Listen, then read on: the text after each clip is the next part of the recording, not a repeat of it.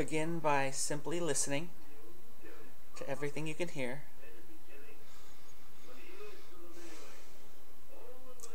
Let yourself slow down just a little bit and see for yourself just how peaceful your day can be. Thank you so much for being here. If this goes right, this is going to be Orson Welles' Mutiny on the Bounty and Wing Commander 3. Here we go.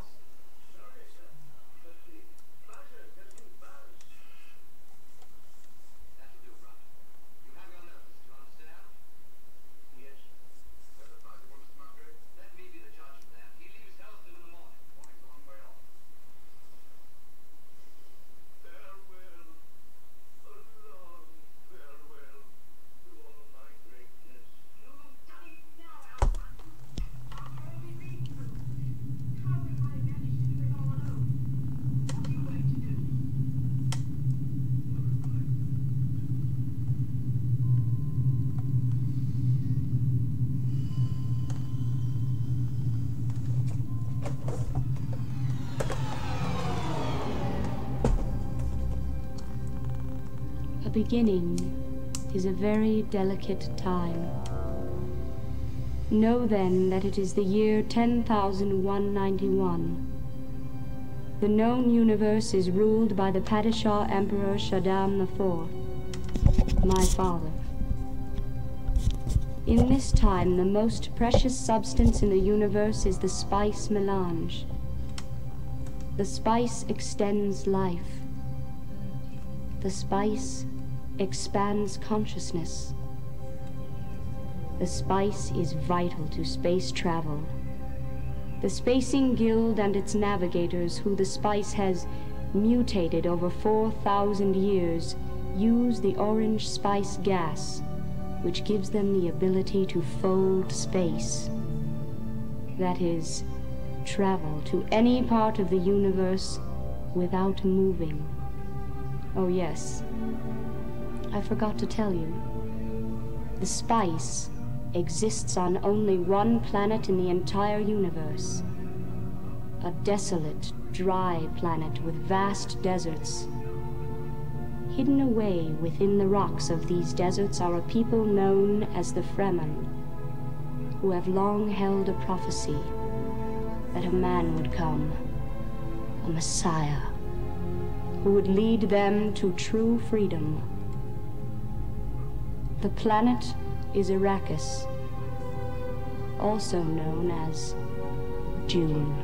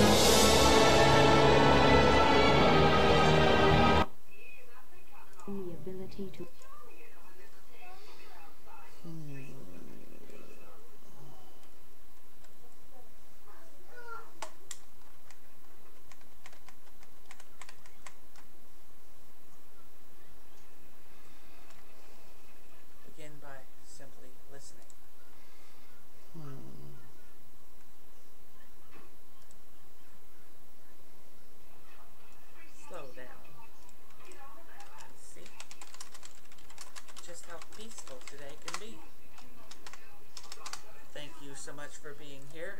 If this goes right, this is gonna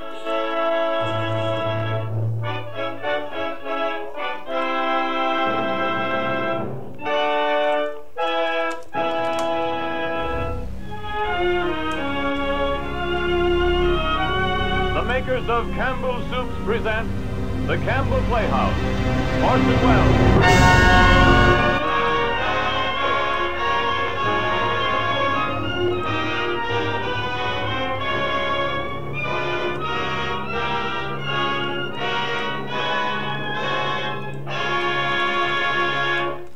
Listeners, this is Ernest Chappell speaking. Tonight, the Campbell Playhouse presents Orson Welles in his own radio version of that great sea story, Mutiny on the Bounty. But first, a word from our sponsor. Any day you look on the lunch or dinner menu of the most popular restaurant in town, you will likely find that one dish featured is chicken. Ask the proprietor about this and he'll tell you that chicken is a best seller, not only with the regulars, but with people who are eating out in style. And it's true wherever you go. Chicken is usually first choice when the meal is to be something specially fine. I mention this because it seems to me the widespread liking for chicken is one reason Campbell's chicken soup is enjoyed so eagerly by families everywhere.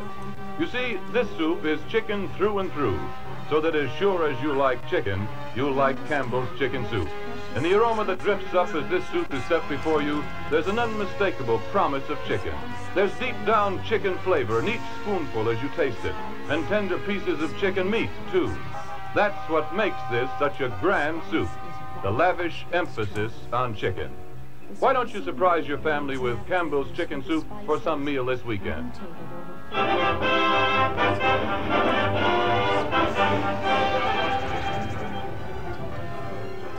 Good evening, this is Orson Welles. On the 12th of September, 1792, there occurred in England the most remarkable court-martial in maritime history. 7 naval officers and men were on trial for their lives before the Lords Commissioner of the Admiralty on charge of high treason. Revelations at this trial of conditions prevailing on the ships of the British Navy came finally to exert a powerful influence in humanizing the administration of the world's navies and making more tolerable life at sea.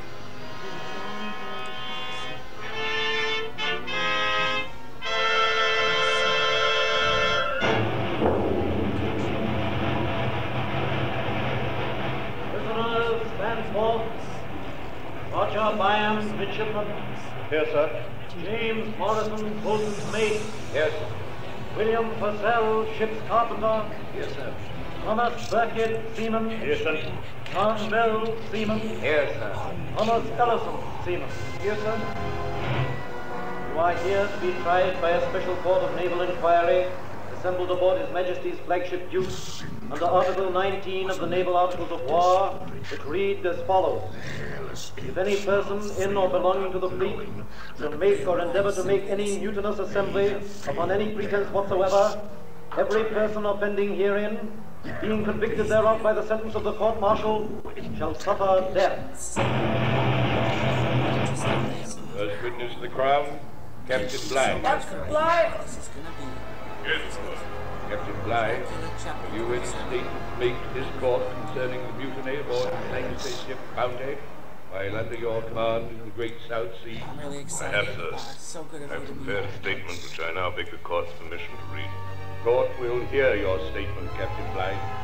I respectfully beg to submit to the Lord Commissioner of the Admiralty the information that His Majesty's armed vessel Bounty, under my command, was taken from me by some of the superior officers and men on the 28th day of April 1789 in the following manner. A little before sunrise, Fletcher Christian, who was mate of the ship and officer of the watch, together with the accused and certain others of the crew, came into my cabin and while I was asleep seized me in my bed and with cutlasses and bayonets fixed at my breast threatened me with instant death if I spoke or made the least noise.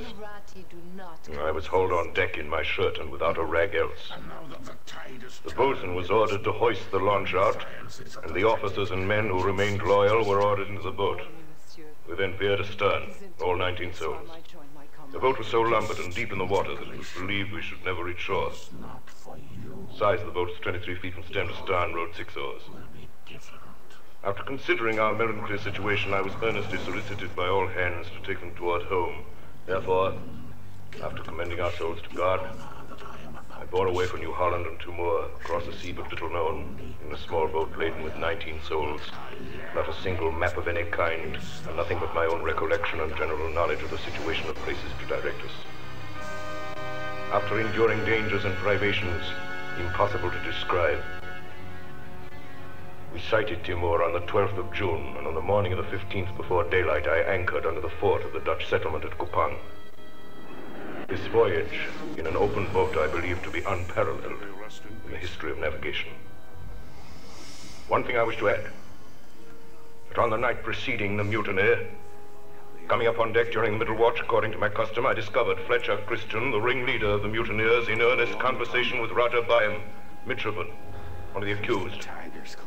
In the darkness of the deck, I was not observed by these men who were standing on the starboard side of the quarterdeck between the guns. Or had I any apprehension at that time that their conversation was not Blair, report to Admiral innocent? Tallman. The records of the As I approached unseen, I saw Roger Byam shake hands with Christian. And I distinctly heard him say these words. You can count on me, to which Christian replied, good. That's settled then. You can't live your life. The moment they discovered me, they broke off their talk. I have not the slightest doubt that this conversation concerned the forthcoming mutiny. It's all I know. Roger Byam, stand forth.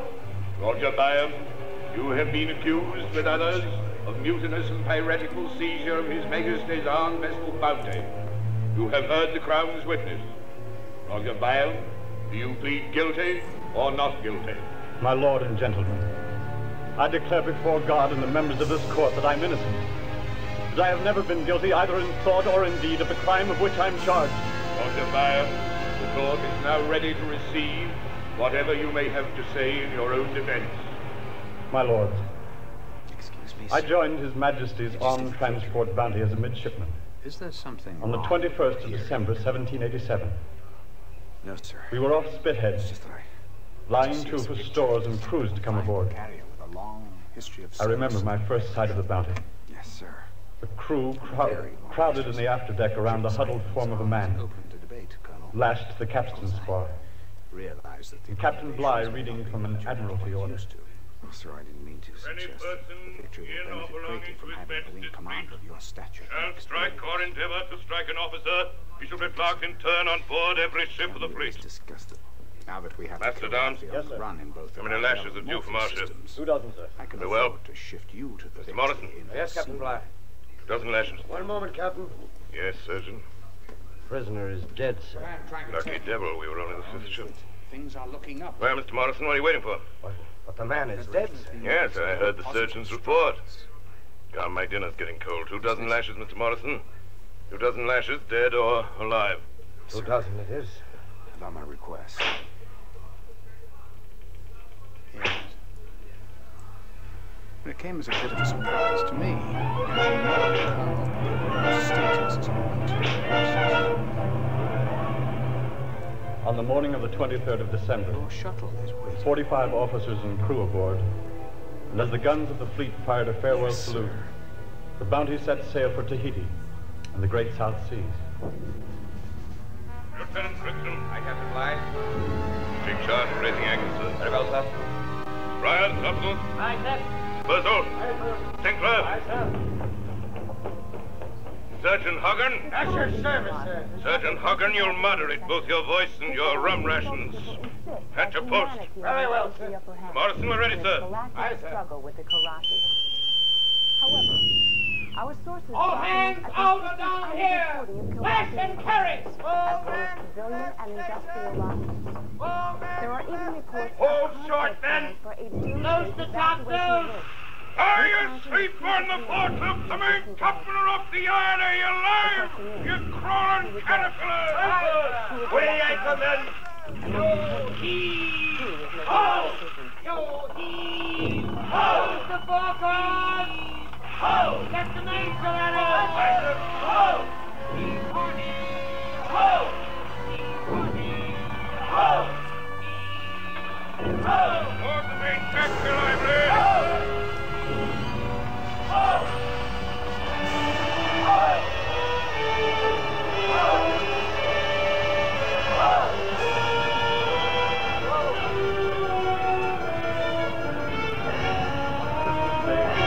The Bounty headed away to sea with Buster and set. She was a small ship, as you know, of little more than 200 tons. And the great cabin aft was rigged as a garden for the transportation of breadfruit trees from the island of Tahiti to the West Indian Welcome to the plantation. TCS Victory, Colonel. Thus, the ship's quarters were more than usually crowded, a circumstance which undoubtedly affected the temper of its company. But I must excuse The officers messed in a screened-off space on the lower deck, aft of the main hatch. At the captain's table sat Mr. Pryor, this ship's navigator, an elderly man long in the service of His Majesty's Navy.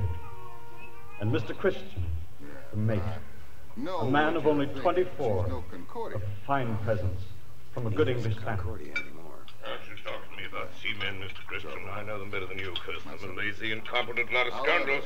You're in my Heaven home knows now. the captain has trials enough with such a Expect you crew. to wipe your feet every time you Dregs of public houses. They don't know a sheet from a I've tack. been with the Victory most of my differ with you, career. Captain Bly. I was communications I should call officer. Ellison and Mills first-class seamen.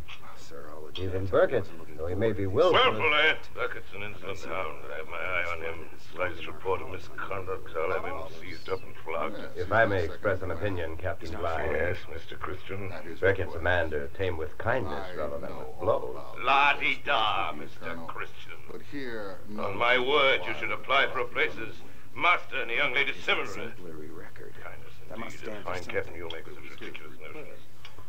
Our seamen understand kindness as well as they understand Greek. Fear is what they do understand. Without fear, mutiny and piracy would be rife on the high seas. There's some truth in that, sir. I can't agree. Well, that's Seamen don't differ from other English. There are some, the best of them, follow a fair and kind officer to the ends of the earth. Rot. As far as I trust them as the end of a yardarm. If you have to talk such nonsense, Mr. Christian, don't do it in my mess where I have to listen to you. Very well, Mr. Bly. In the future, I shall dine where my opinions are more acceptable.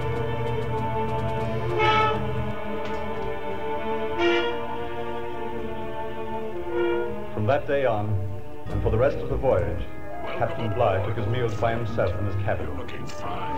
In latitude 39 degrees north, just off the coast of Tenerife, we ran into heavy weather. It's great to see you, buddy. A huge wave stove in 3 of our longboats and carried away our cases of beef. We spoiled a large part of our stock of bread. We laid into Santa Cruz for fresh supplies of water and beef. The meat was taken on ship was so tainted the men threw most of it overboard. Captain Bly kept the men at work, repairing the ship's boats from morning till night. Captain Bly. Yes, Miss Fryer. Men are asking when they can start shore leave, sir. They can get drunk in the tavern for this, sir. Been at sea nearly 8 weeks, sir. Maybe 8 months before they set foot in land, and might as well get used to it. No shore leaves, Mr. Fryer. Aye, sir.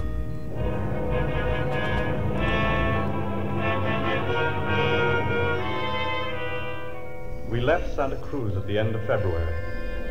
We carried no purser.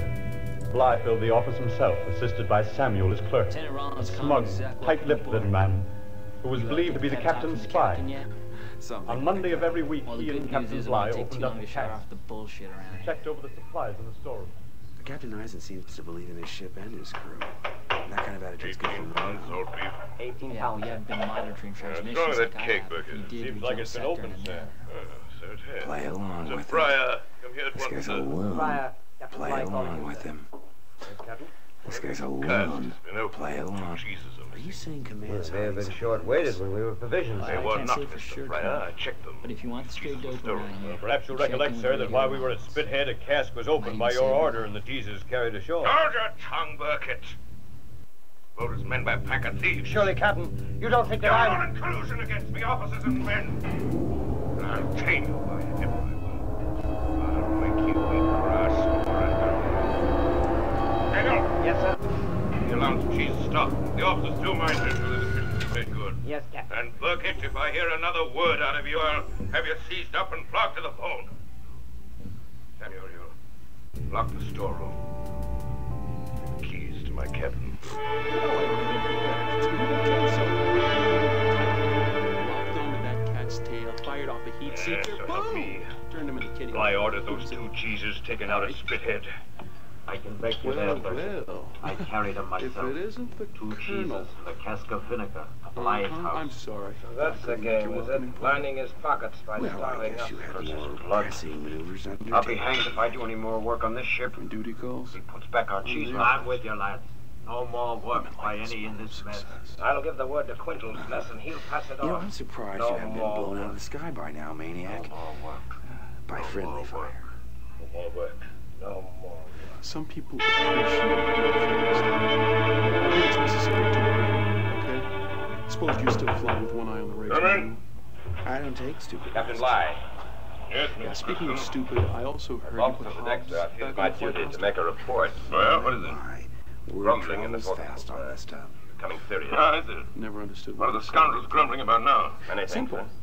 Chiefly the food, and they're not satisfied with the rations. You can't trust someone who will better kill make up their their own kind. minds to be satisfied. Who I choose as second my wing officer. is my prerogative. I'm in a measure responsible for their conduct. Frank. If I may suggest, sir, I think it would be wise to listen to that grievance. If I keep your suggestions to yourself, Mr. Christian, I think it only right that you should care what... I am the only judge, sir, of what's right and wrong on The the difference ship. in our rank is Tired a of their bloody formality. complaints. We both Since know you this seem to be better their than advocate, Mr. Christian, you can tell them this. we do. The first man to complain from now on will be placed in chains. Let me tell you a story. So, About 100 leagues off the coast of Brazil, the wind chopped around to north and northwest, and the Bounty lay becalmed. Here, another incident occurred to aggravate the resentment of the men. We'd been at sea 6 months, and for 10 weeks now, outside of the officers' mess, there had been no fresh food of any sort on board the Bounty. Taking advantage of the calm, the crew employed themselves with fishing for shark, with pieces of rotten pork for bait. There he goes, look! Right under the bow! Give him the bait there. Strike the line. Thinking of man, hook on! Got him, Urquhart? Hook, by heaven! He's on. It's a big one. Go to the loose! Now, my heart is on deck with him! Oh! Oh, here he comes. He's a big one, all right. Get him, boys. Get him with your knives. Light him up, man! Careful there, Bill. That cutlass. Watch where you're cutting. It's better than dried dog's meat any day. Scout. Someone's coming. It's Samuel. Samuel. Captain Spy. He doesn't get a scrap of the shark's meat. You hear, men? Not a scrap. Fine catch, eh, man? Okay, it's a fine catch of fish you got there. I must have a slice.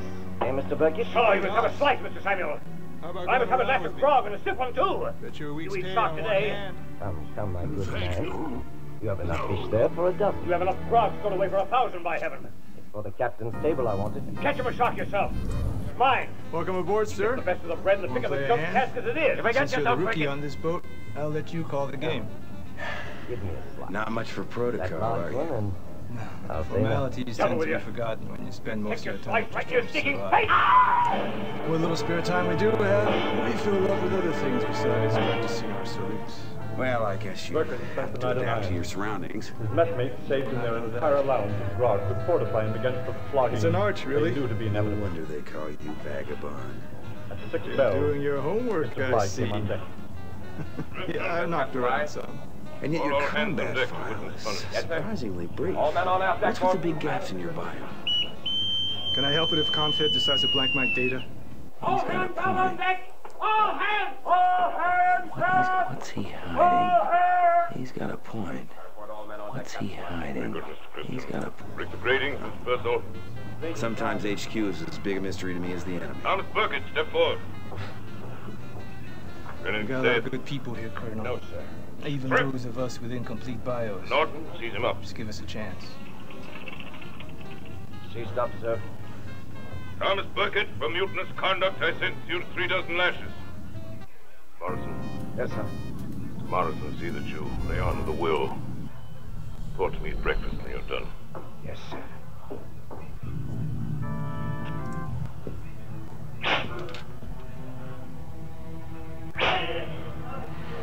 Hello, mon ami. I hope the fight goes well for you and all the others on the boat. I'm about to set up for a covert operation with Admiral Tony, so I'm afraid I might be a part of the work. But always remember, je t'aime. When they cut him down, black in the face he was. The bone showing through the flesh. And now the old devil's got Purcell in iron. They say Mr. Fryer and Ply ain't speaking no more. Pretty past that for a ship what's got half the world between her and England. Wait till we get back. It'll be a day of reckoning for old Bly. Aye, and maybe before we get back. What are you saying, Mills?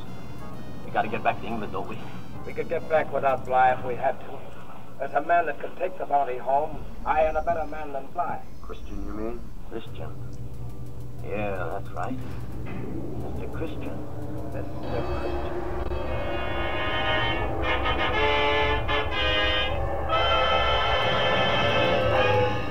Fortunately for Captain Bly, a gale blew up that night, and all hands were kept busy keeping the ship from being swamped. Day after day, we scudded before strong westerly to southwesterly winds, carrying only the foresail and close-reefed main topsail. At last, on the 20th of November, we rounded Cape Horn. 5 weeks later, we sighted the first coral reefs and saw the great mountains of the island of Tahiti. Land to! Land to the starboard! Land to the starboard! Christian. Yes, sir. Taking sounding. Yes, sir. Mills. By the barcade, by the deep seven water shoring. To the test. Combat Dead intelligence anchor. tells us Yes, that sir. Karate presence is Morrison. growing here and the All men to their station. You and your wingman are to fly routine patrol of these All three men to their zones through the station. area of any hostiles you may encounter. Well, that is, Mr. Christian. The Isle of Tahiti. Long, hard voyage. So, By heaven, there it is at last. mission objective. Looks like a beautiful island, Captain Bly. It Oh, is. and one last thing. Captain Cook, under whom I sail these waters, loved it. Only next to England. Were I an old man and my work done, I should ask nothing better than to end my days. Dismissed. Under its palms. Good luck. Mr. Christian. Yes, sir. Sounding. Mills. By the deep 5, 1/2 left 5, sir, and shoaling fast. Lower away. Chief Tech Lower away there. Welcome to Victory, Colonel. Did you find your hands on this one? Yes, sir. I think it's about time. Coming aboard, sir. Lower the line. Aye, sir. Here she is, one hell Christian. She's prepped, fine, Set a watch. Six mass. See that those thieving yellow devils don't steal anything when they come aboard. I broke out the weapons requirements, so you're set to go. In the future, Colonel, you'll have the option of choosing your weapons. You can trust my judgment and fire when I do. The next day, the crew went ashore. The danger of the mutiny seemed past. The hardships of the voyage were soon forgotten. We lived on the fat of the land, amongst affectionate native friends. Those were the happiest weeks I ever spent. Our host was the chief of the island. He had 2 daughters, Hina and Tahani. Mr. Christian and I used to visit them often. The 4 of us would go swimming, sporting in the breakers or lying on the white sand of the coral beach. Chief Tech Rachel Coriolis, welcome to the Victory, Hina. Colonel. Yes, I am. The tide is high. Swim with me out to the reef underwater. Yes, sir. How about it, Christian? Oh, Brian, you're not lazy That enough cat's for one hell of a this. pilot. I'll stay here. The honey. Here Ready, she is, Hina? one Ready? hell cat. Come.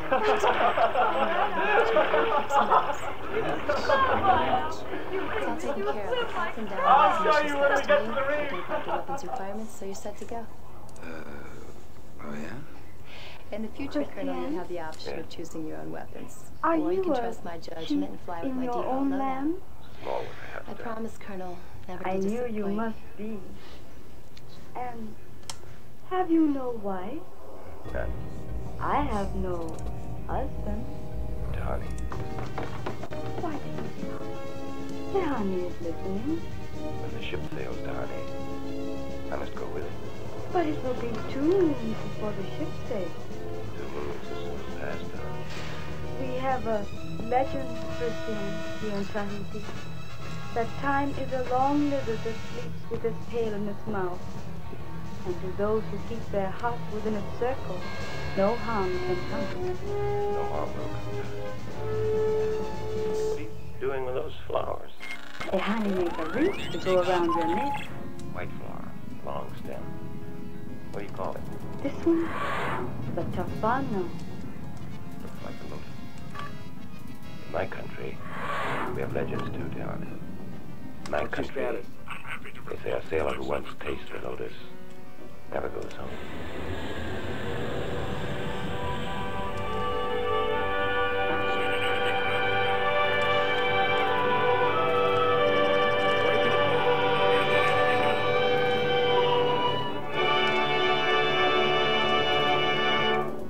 You are listening to the Campbell Playhouse presentation of Mutiny on the Bounty. We pause now for station identification. This is the Columbia Broadcasting System.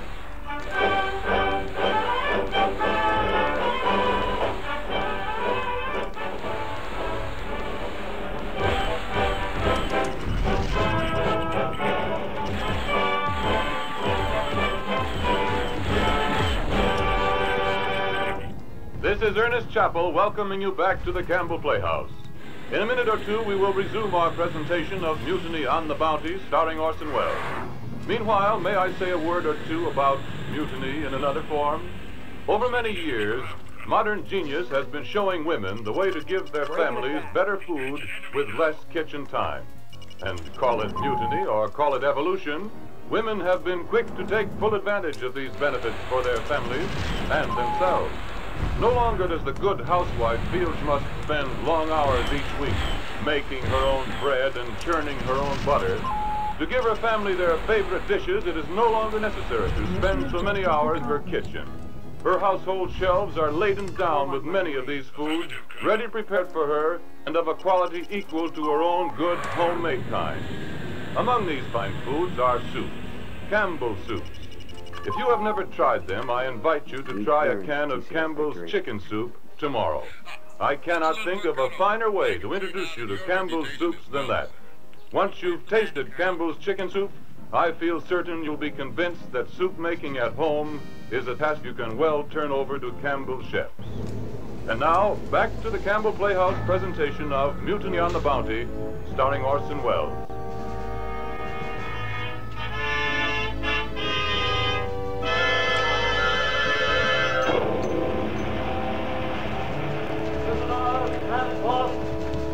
Roger Byam, midshipman. Yes, sir. James Morrison, boatswain's mate. Yes, sir. William Purcell, ship's carpenter. Yes, sir. Thomas Burkett, seaman. Yes, sir. John Mills, seaman. Yes, sir. Thomas Ellison, seaman. Yes, sir. Roger Byam, have you anything further to say in your defense? I have, my lord. Toward the end of March, it became evident to all hands that the Bounty would soon sail.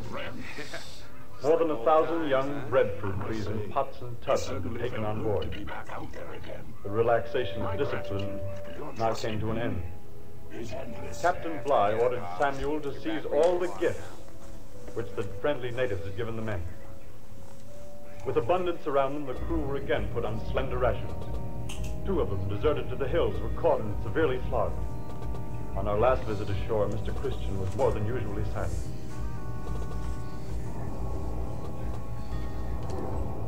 Christiane, you are going to sail. Is that not so? Yes, honey. When? Tomorrow. Sunrise. Oh, Where will you be, honey, when we sail? here on the shore, waving my hand. I'll watch you. Christiane, will you think of Tahiti sometime in your own land? I will not stay in my own land. I shall come back to honey. Here, Christiane, these are for you. Black pearl. To honey. Where did you get these? I swim very deep one morning off Coral Reef. Our people say pearls make men never Sorry, forget. sir. It's Raquel Your from people the say Celeste. right to honey. I shall wait, Christiane. I shall You wait tell a for lot you to about come our back. system from And music, every you know. noon I shall watch for Some your places ship. it's all Make hello minor for chords. Paoli, Makes you just want to run out and do a suicide Make mission. hello for But this Paoli. is bright. Heats your blood, makes you want to live a long life. I'm a pilot, a musician. Oh, I'm a pilot, sir. Pretty good one too. Check my kill scores. But my family, they make guitars. Mr. Christian, it's Byam. You're late. Both of you. I'm sorry, sir. I didn't realize. That's no definite time for our return, Captain Bligh. Right of it. Someday, Sure to be back by when I 4 open the bells. cantina, bring We got there, the best Mr. to play Christian. that guitar. Gifts, sir, Place from for our old friends fighter on jocks shore. like you and me. Mr. Samuel, Well, you better line up some other customers. you will take charge of Might not be these many of us Indian left. curiosities Oh, that yeah. may be useful It'll for be trading in open other islands. Yes. One moment, sir. Me? These things were given me as Sit gifts back. for members of my family in England. Samuel, who heard my orders. Your bundle, Mr. Christian. Captain's orders. Very well, Sounds then. good to me. Take it. Mr. Christian, you still have something in your hand. Gonna see what it is. You bet, sir. Well, Some of pair these of guys, pearls, they they actually like appear to to kill be me. remarkably fine stones. I just walk You away. come to Mr. Samuel, please. Black pearls are highly prized in the Friendly Islands where we shall do some trading. Surely, sir, you won't take these. They were given to me by a very close friend. Hand them over to Mr. Samuel! Captain Bligh, I've obeyed every order you've given me. and some of them with the utmost distaste. But this I refuse. I intend to keep this gift, sir, as long as I live. It's time we talk, Lieutenant. Christian. Ain't much to talk about, I sir. accept your refusal. You've flown with it, and you both got And the I job shall done. remember it. You can't fly with him, sir. If you stay on your ship, you'll have to sooner or later. Don't put me in a position of having On the to 4th defend of April, 1788, Let's just the say Bounty I'm with her hard cargo wired. of breadfruit And trees nothing we do's gonna set change sail that. from Tahiti. All went quietly enough until the evening of April 14th. I'm not asking That this morning we question. left the island of Namuka in the friendly archipelago, where we did our usual trading with the natives. A great many coconuts had been brought aboard and piled up on the quarterdeck between the guns under the captain's eye. At about noon, some of the coconuts were found to be missing. Mr. Morrison. Aye, sir. All the officers assembled on deck. Aye, sir.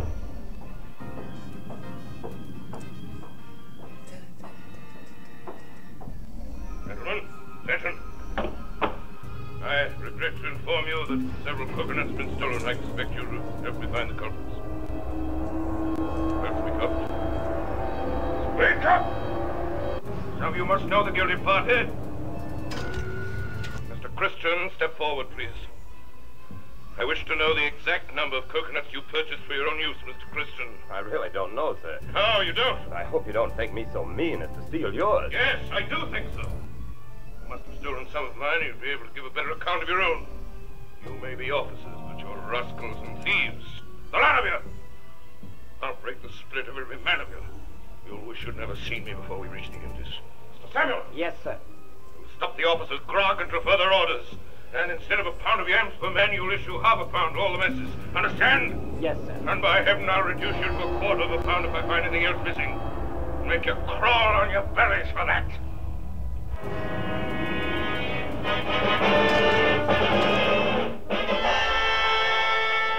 It was feverish hot below deck that night, and there was an uneasy stirring in the forecastle.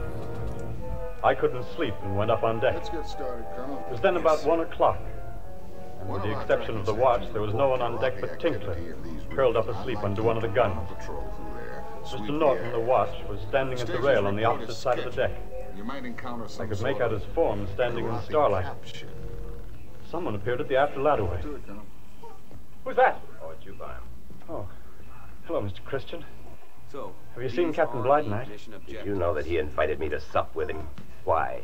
Oh, and one You tell last me thing. that after spitting at me, wiping his feet on me, sent Samuel to ask me to his table. He didn't go? After what happened, I should say not. Maybe he's got a conscience, Christian. His invitation might have been a way of letting you know he was sorry. I might have believed that once, but not now. Byam, we're in his power, officers and men alike. He considers us so many dogs to be kicked or fondled as he pleases. There can be no relief, none, not till we reach England. Heaven knows when that'll be. Heaven knows if I can stand it till then. Heaven knows if the men can stand it. Yes, Christian? Something I wish you'd do for me. In a voyage like this, one never knows what may happen. If for any reason I should fail to reach home, I'd like you to see my people in Cumberland. That'd be too much trouble for you. Not at all, Mr. Christian. Before I join the ship, I thought I'd make such an arrangement with someone on board. In case anything should happen, it's better to be a comfort to me. One of my friends. You can count on me, sir. Good. That's settled then. Well, you're up late. Yes, sir. You, Mr. Byam. Can't you sleep? Very warm below, sir. Hadn't noticed it. A true sailor can sleep in an oven if the case required, or on a cake of ice. Good night, Mr. Byam. Good night, Mr. Christian. What's your status?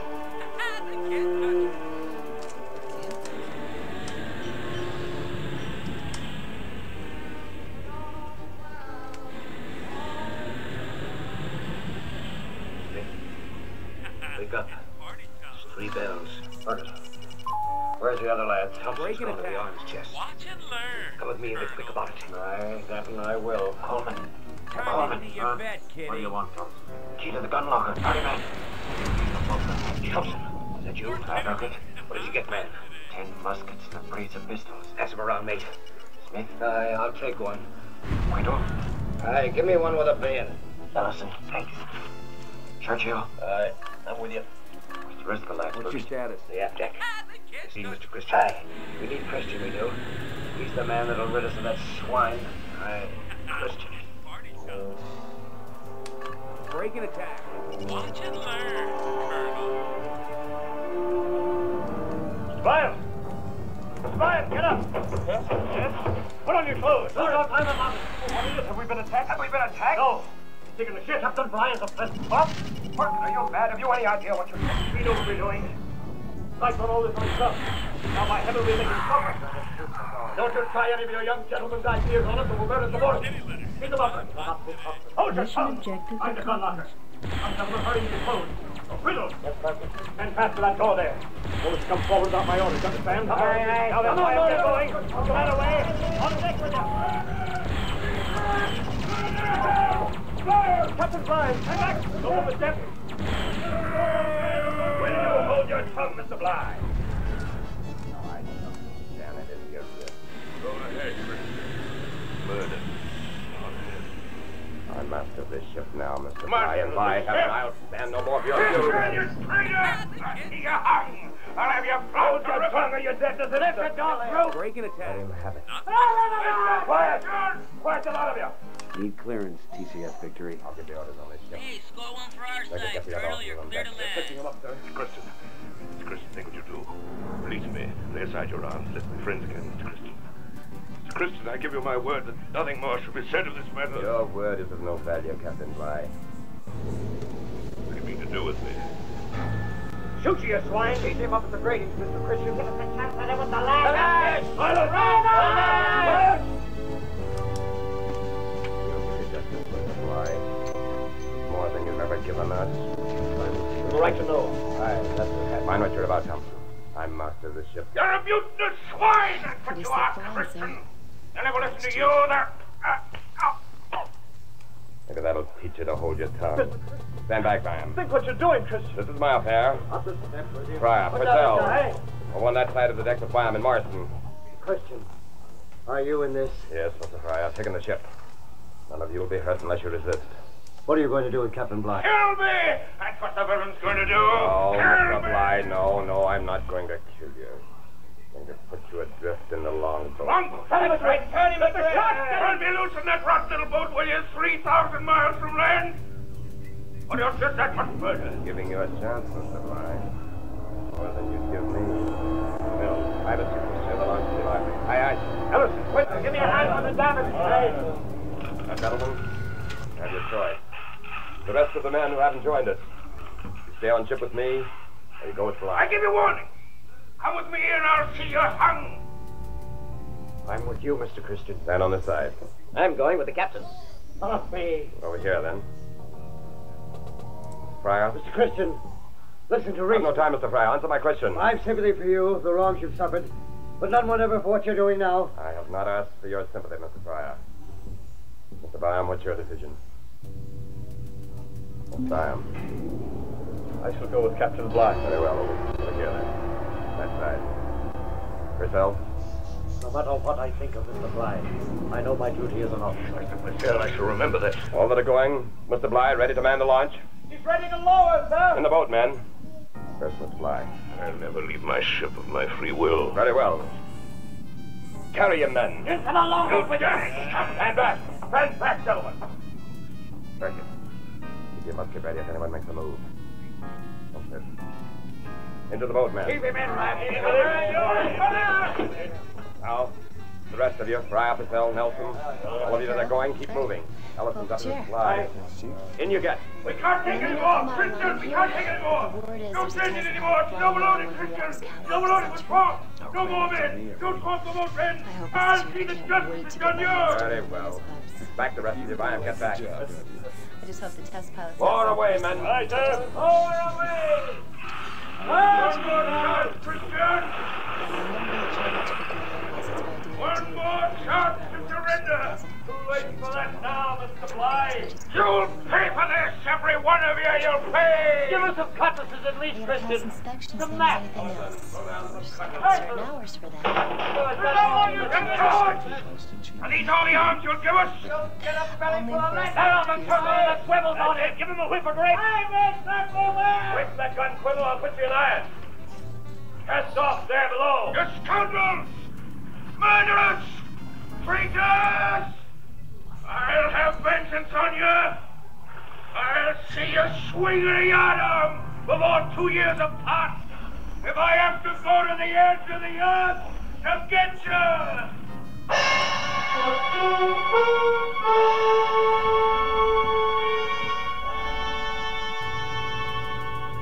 The launch was soon 100 yards from the ship.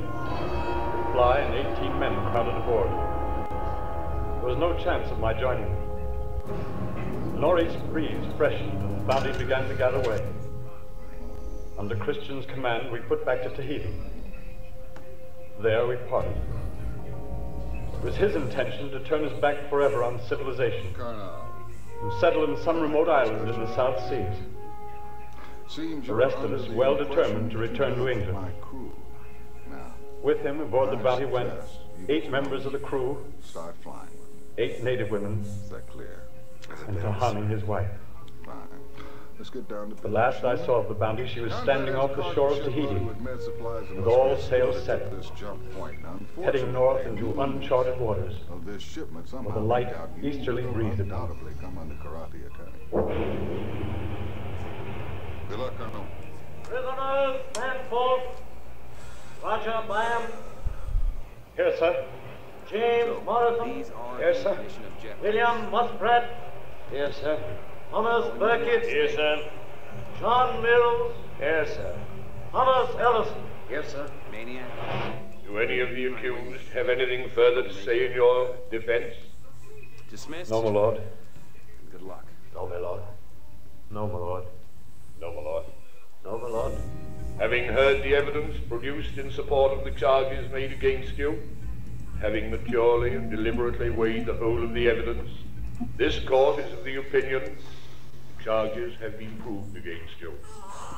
It doth therefore judge who shall suffer death by being hanged by the neck on board any of His Majesty's ships of war not later than 1 month from this date, and at such a time and such a place as the commissioners for executing the office of Lord High Admiral of Great Britain and Ireland shall, in writing, under their hands, direct.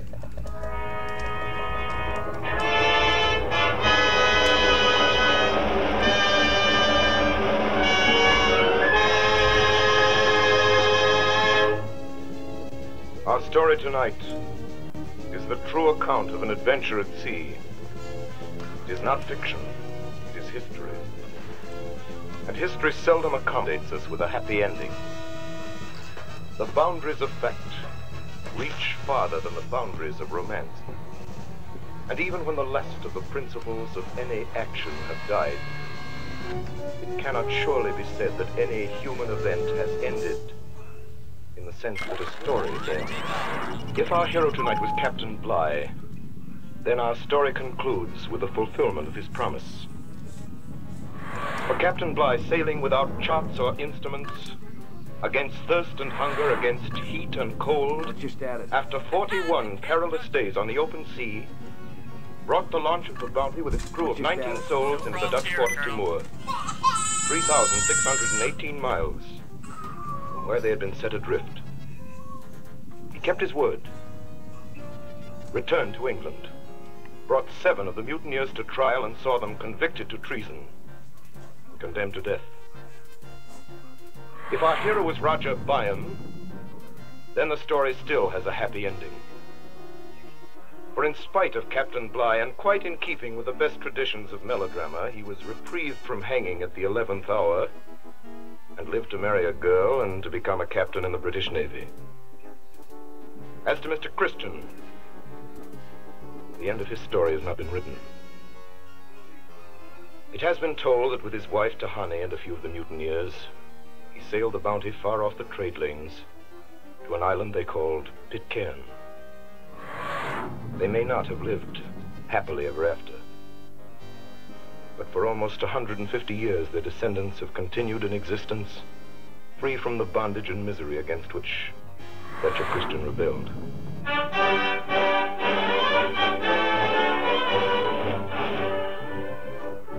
In a moment or so, Orson Welles will return to the microphone with his guest of the evening, Mrs. Dorothy Hall, a person who has had direct contact with the descendants of the mutineers, and who has been recently and dramatically associated with life on Pitcairn Island. While we are waiting for them, let me remind you of something I was talking about a little while ago, of the lavish emphasis on chicken in Campbell's chicken soup. Actually, all the good meat of fine government-certified chickens goes into the making. The broth bubbles slowly and softly in shining kettles until it takes on a golden glint, and the flavor of chicken is rich in every drop. Pieces of chicken meat, cooked deliciously tender, go into the soup too, along with snowy rice. Every woman knows that the merit of a chicken soup depends on the amount of chicken used in making it. And since that is so, then as surely as you like chicken, you'll like Campbell's chicken soup. You'll like it for lunch, for supper, for family meals, whenever the idea of chicken sounds good. Why not put Campbell's chicken soup on tomorrow's shopping list and have it this very weekend? And now, Orson Welles. Ladies and gentlemen, the last, or at least the latest chapter in the strange story of the mutiny on the Bounty, we're going to tell you tonight, before this broadcast is over. It was written only last summer, and only a few miles from this studio.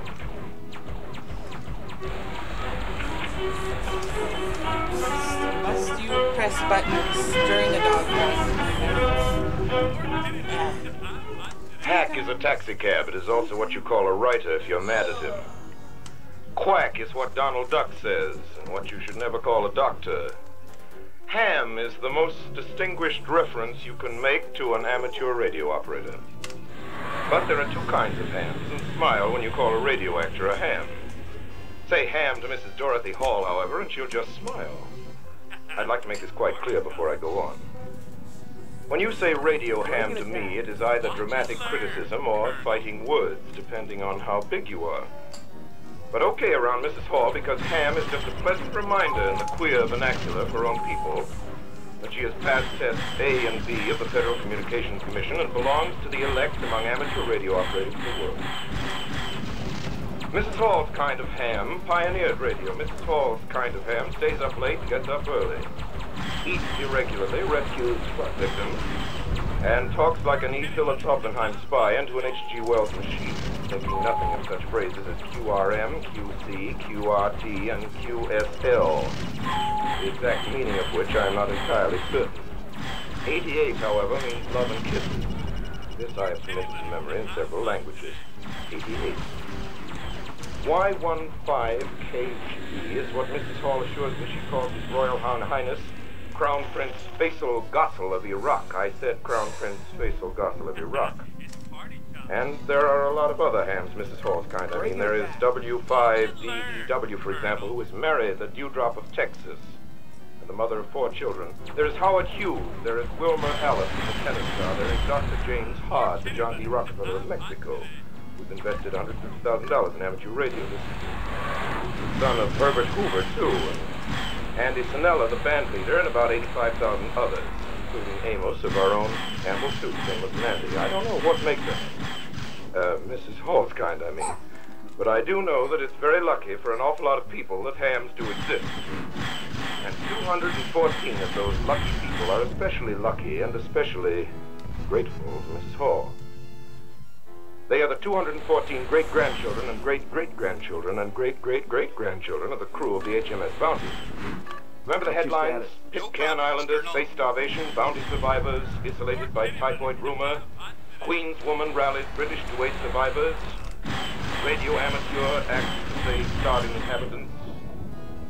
Well, it was only last summer, and only last summer it was, that the rumors of a dangerous epidemic forced the little island into a tragic quarantine that threatened to erase all life from Pitcairn. That same Pitcairn, that same paradise that Mr. Christian and the rest of them founded 150 years ago. Tonight's story. What happened was this.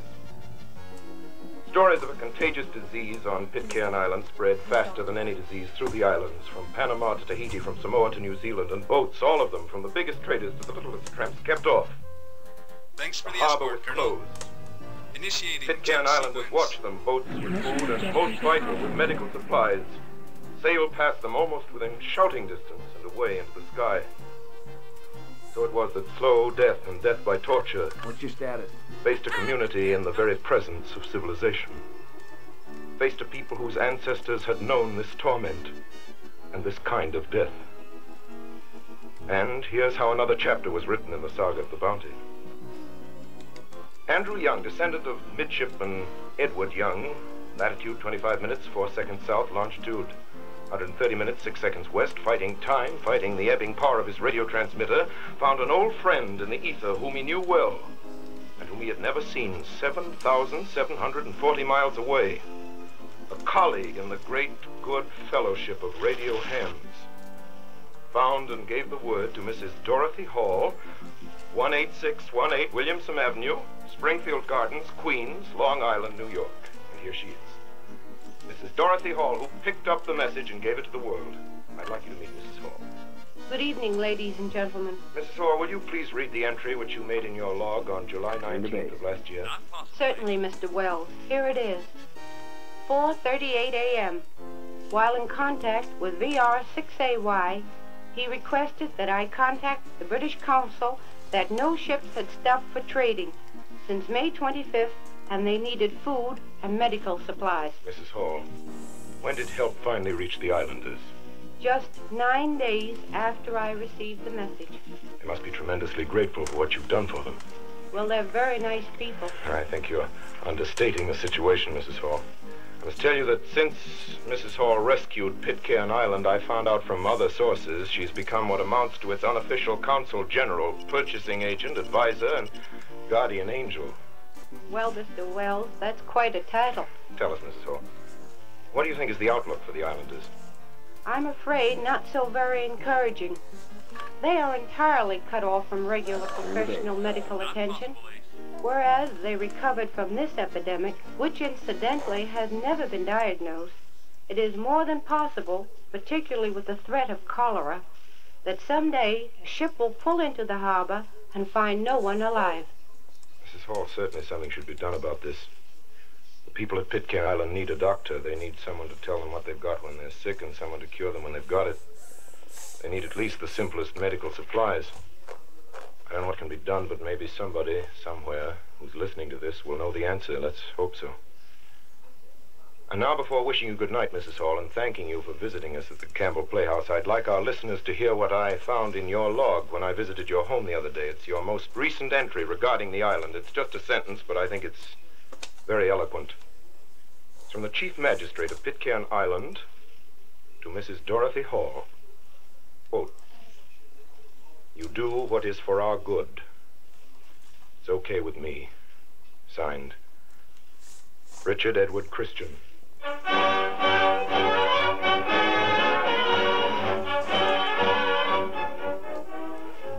And now, ladies and gentlemen, just before I lose my voice and just before we say good night, just a minute of next week's story. A preview is what the movies call it. Music, if you please, Professor Herman.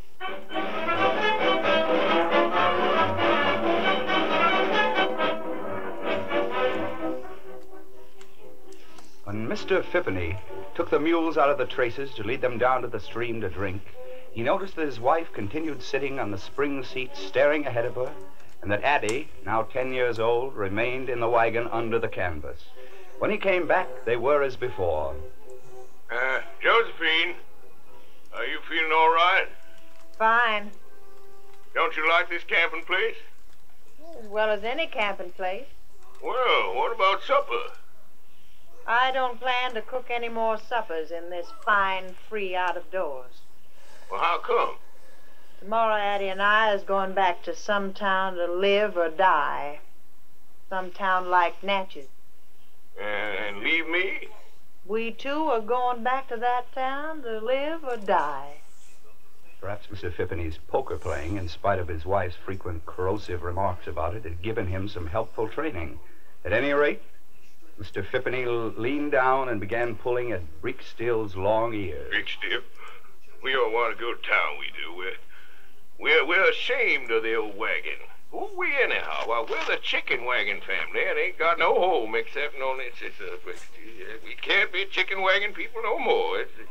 It's disgraceful. We're ashamed. We're going to town, we is, Brick Still, and hey, we're going to town.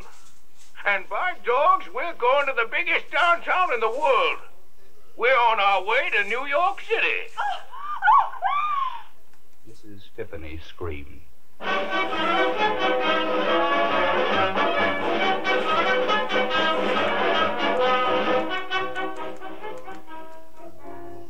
Ladies and gentlemen, what you've just heard comes about at the beginning of next week's broadcast, and the voice you heard telling you the story, because he happened to visit the Campbell Playhouse in this studio tonight, and because he was nice enough to do this for us, was the voice of America's finest actor, Mr. Burgess Meredith, who is the star of next Friday's story, which is a queer story, a funny story, a very, very good story, and a very, very human story, called The Chicken Wagon Family.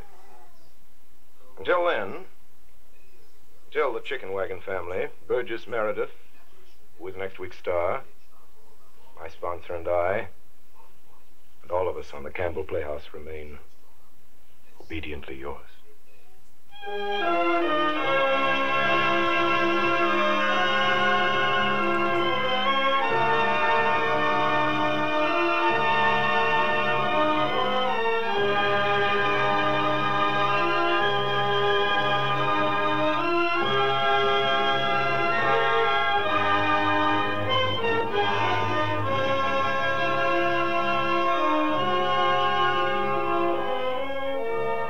In tonight's broadcast of Mutiny on the Bounty, Captain Bligh was played by Orson Welles. Roger Byam was played by Carl Frank. Joseph Cotton was Fletcher Christian. Thomas Burkett was played by Ray Collins. Mr. Fryer by Frank Reddick. Morrison by Myron McCormick. Edgar Barrier was Purcell. Richard Wilson was Thompson. William Allen was Samuel. And Memo Holt was Tahani. Don't fail to listen in next Friday night when Orson Welles brings to the Campbell Playhouse Burgess Meredith in that lovable, laughable bestseller of a dozen years ago, The Chicken Wagon Family.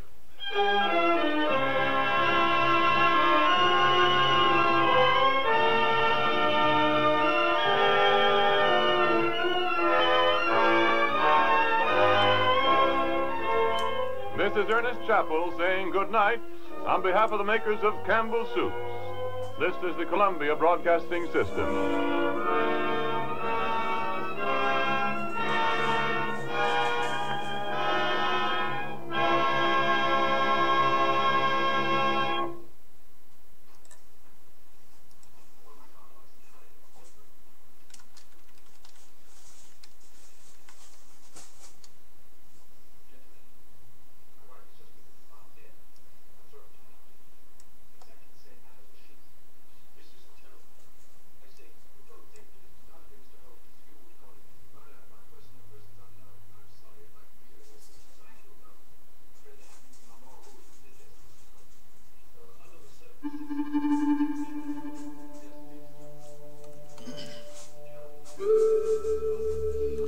Once, long ago, before there was such a thing as time, the world was shrouded in darkness. Then came the splendor of light, bringing life and love into the universe, and the Lord of Darkness retreated deep into the shadows of the earth, plotting his return to power by banishing light forever. But precious light is protected, harbored in the souls of unicorns, the most mystical of all creatures.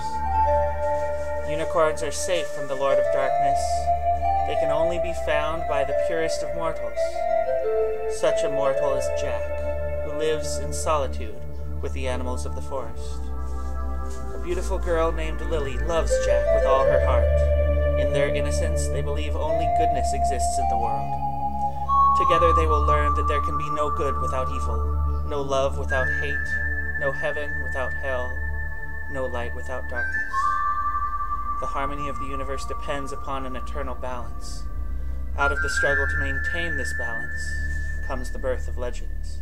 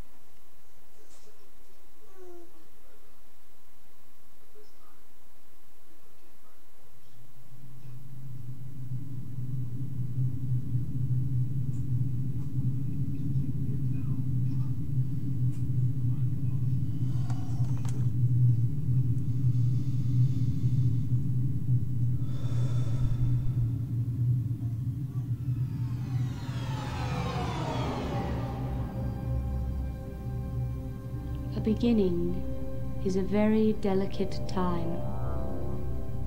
Know then that it is the year 10,191. The known universe is ruled by the Padishah Emperor Shaddam IV, my father. In this time, the most precious substance in the universe is the spice melange. The spice extends life. The spice expands consciousness. The spice is vital to space travel. The Spacing Guild and its navigators, who the spice has mutated over 4,000 years, use the orange spice gas, which gives them the ability to fold space. That is, travel to any part of the universe without moving. Oh yes, I forgot to tell you. The spice exists on only one planet in the entire universe. A desolate, dry planet with vast deserts. Hidden away within the rocks of these deserts are a people known as the Fremen, who have long held a prophecy that a man would come, a Messiah, who would lead them to true freedom. The planet is Arrakis, also known as Dune. So this was a really fun one. Thank you so much for being here. Begin by simply listening.